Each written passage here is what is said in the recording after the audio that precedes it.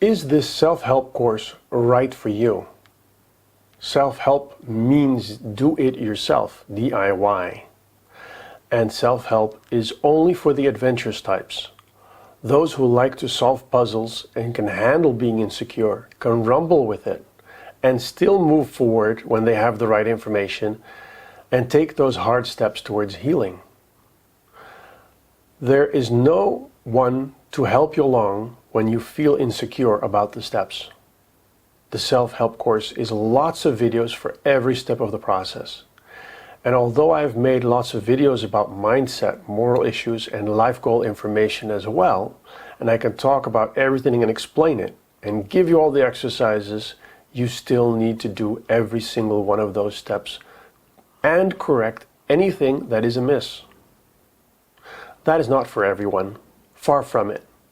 It may be too hard for you to do on your own.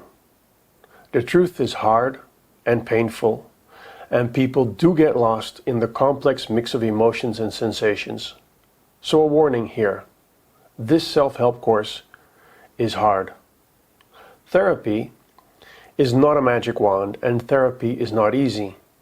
There's no guarantee that you will be able to cure yourself 100% using this self-help course only, without having some assistance from me.